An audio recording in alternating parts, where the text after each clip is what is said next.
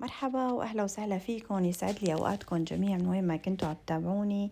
اليوم رح احضر معكم هالسمبوسكات اللذيذات وانزلتكم الطريقه بالتفصيل. هي انجح واسهل واسرع طريقه عجينه سمبوسك بعملها بحياتي. كتير كتير طيبه ولذيذه وسهله بنفس الوقت وسريعه. خليكم معي، رح انزلكم الطريقه والمقادير بالتفصيل خطوه بخطوه. لتحضير عجينة السمبوسك رح أحط أول شي هون عندي كيلو طحين. حطيت كيلو طحين، رح أحط له زيت زيتون، نص كاسة زيت زيتون. أنا بحط تقدير صراحة، بس أنتو عيروها بالكاسة أفضل مشان ما يطلع عندكم الدسم كتير أو قليل، مشان تنجح العجينة 100%. لذلك مثل ما قلت لكم كيلو طحين حطوا له نص كاسة كبيرة زيت زيتون، وحطوا له تقريبا معلقتين كبار سمنة. السمنة بتعطيها للعجينة الهرشة، طعمة الهرشة هاي اللذيذة اللي بتطلع بعد القلي، وبتعطيها كمان شكل هدول الفقاعات اللي بيطلعوا وقت النقلي السمبوسك. والزيت فيكم تحطوا زيت زيتون، فيكم تحطوا زيت أبيض، بس صراحة العجينة عم تطلع أطيب بكتير بزيت الزيتون. رجعت كمان ضفت شوية زيت لأنه طلع الزيت قليل، وخلطهم منيح مع بعض. بعدين رح أضيف رشة ملح، ورح أضيف حبة سودا أو حبة بركة، وهي اختياري، ممكن تحطوا ممكن لا حسب ما بتحبوا. هلا رح اخلطهم منيح مع بعض، بعدين رح اعجنهم بمي عاديه من الحنفيه، لا ساخنه ولا بارده. بحط تقريبا للكيلو طحين هذا المقدار، بحط له كاسه كبيره مي.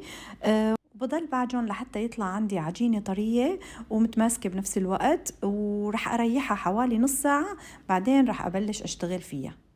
هلا انا هون قسمت العجينه لقسمين، قسم بدي احشيها باللحمه وقسم بدي احشيها بالجبنه. قسم اللي بدي احشيها بالجبنه حطيت لها حبه بركه هيك مشان تتميز يعني، وطيبه طعمه حبه البركه مع سمبوسك الجبنه. وبلشت اشتغل فيها. هلا انا هون مجهزه الحشوه. الحشوه عباره عن بحط انا خليط اجبان، ايش في عندي نوع جبنه بخلط مع بعضهم يعني.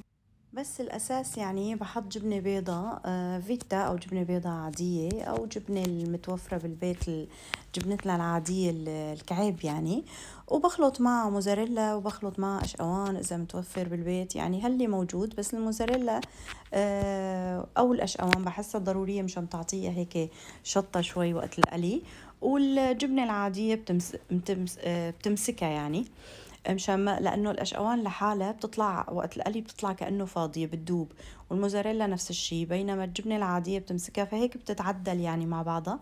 وبحط لها تبله نعناع وفليفله، وبحشي فيها السمبوسك. هلا انا هدول القوالب بصراحه جايبتهم من زمان، عندي اياهم من زمان كتير، ما بعرف جايبه منهم مثلثات، ومنهم دوائر هيك، انصاف دوائر. جايبتهم منهم من على النت، شاريتهم، ومنهم جايبتهم من حلب.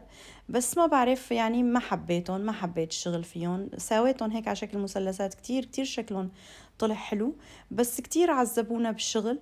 ما بعرف ليش يعني، مدري نحن لأنه ما متعودين عليهم، أول مرة بنشتغل فيهم، فبدهم إلهم طريقة واحد يشتغلون. مدري إنه هن سيئات نوعيتهم، في نوعيات منهم والله ما بعرف. اكتبوا لي إذا كان في نوعيات أحسن أو أسوأ. المهم هدول كتير تعذبت فيهم، وبالأخير عصبنا يعني منهم، ورجعنا لطريقتنا الأولية. ايه هلا هو انا بالعاده كمان احيانا بحط حشوه الجبنه. هاي الطبخ اللي بعملها عباره نزلت لكم اياها قبل هالمره، عباره عن حليب وطحين، وبحط مع جبنه مشلشله او جبنه عاديه، وبخلط كمان مع اجبان المتوفره يعني. هيك كمان بتصير بتشط هيك مثل حلاوه الجبن، كمان بتطلع طيبه. بس انا بفضل هدول الاجبان، هيك بحسها بتطلع اطيب. ايه هلا رجعت لطريقتنا العاديه. رقيت قطعه كبيره، هيك نحن متعودين على هاي الطريقه. رقينا قطعة كبيرة وقطعناهم هيك على شكل دوائر، وحشيناهم بالطريقة التقليدية العادية اللي نحن متعودين عليها، لقينا هيك أسرع. كتير عصبنا منهم هدول القوالب، يلا استعملناهم قطاعة، هيك صرنا نقطع فيهم الدوائر. هلأ صراحة القوالب شكلهم أحلى يعني، وبيطلعوا هيك كتير متناسقات 100%، وبطلع شكلهم هيك كتير كتير مرتب. هاي بالإيد يعني ما بيطلعوا هيك نظاميات مثل القوالب، بس ما بعرف يعني، ما كتير حبيت شغل القوالب، هيك نحن متعودين أسهل وأسرع. هلا أنا هدول عم بعملهم السمبوسك للتفريز، لذلك أنا بعملهم هيك بهالطريقة، بحطهم بصينية، بفردهم هيك ما يعني ما بقربهم، ببعدهم شوي عن بعض مشان ما يلزقوا ببعض، وبحطهم بالفريزر حوالي ساعتين.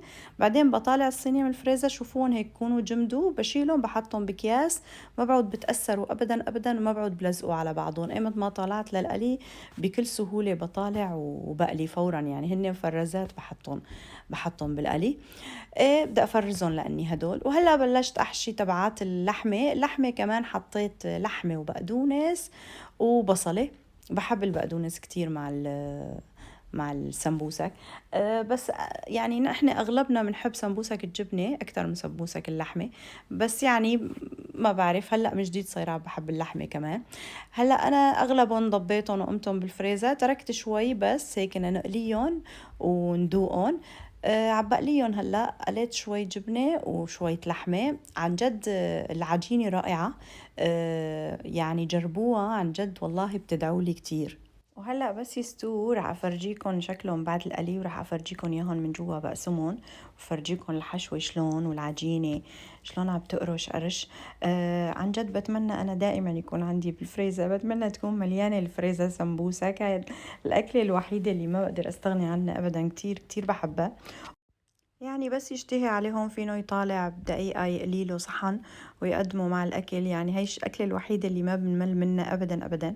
وهلأ أنا من جديد صايرة، لأنه ما عم بحب القلي وما عم بحب أحط زيوت، وعم باكل أكل صحي، فبستغني عن القلي وبعملهم بالقلاية الهوائية، ببخلهم بخة زيت وبحطهم بالقلاية الهوائية. هلا طبعا طعمه للقلي أطيب بكتير، بس يعني ممكن واحد يعني يقضي حاجة فيهم إذا ما بده ياكل زيوت يعني وأكل مو صحي. هلا هيك خلص وقلي. هدول تبعات الجبنة هلا بدي أقسمهم أفرجيكم الحشوة من جوا. شقد كنت متمنية أسمعكم صوت القرشة، عم يقرشوا قرش ما طبيعي، يعني كتير لذيذات. بس مشكلة جنبي صوت بالمطبخ فما بقدر، حطيت كتم للصوت. شايفين الحشوة شلون صارت هيك والعجينة بتجنن هيك كلها عم تقرش، وهيك فيها فقاعات كتير كتير طيبات يعني. وصراحة زيت الزيتون عطاهم طعم زيادة أطيب. وهي المحشيات لحمة كمان كتير لذيذات. قلت لكم أنا على هالعجينة كنت قبل ما أكل سمبوسك بلحمة، هلأ صايرة عم بحبه كمان كتير. وهيك هلأ خلصتهم السمبوسكات، اغلبهم تلجتهم وقمتهم بالفريزر، وهدول شوي بس اللي اشكالهم هيك شوي مخربطه ما كتير زيبطين تركتهم هيك مشان نقليهم وندوقهم ونشوف الطعم شلون. وهيك هلا خلص تقريبا، قرب يخلص معي الفيديو اليوم وخلصت الوصفه. بتمنى يكون عجبكم الفيديو، وبتمنى تكون حبيتوا الطريقه وتجربوها وتكتبوا لي رايكم فيها. وإذا أول مرة عم تحضروني يا ريت تعملوا اشتراك بقناتي، ولا تنسوا تفعلوا زر الجرس مشان يوصلكم كل الفيديوهات اللي بنزلها. وأهلا وسهلا فيكم مرة تانية، وشكرا كتير على المتابعة، وانتظروني في فيديو جديد، وباي باي.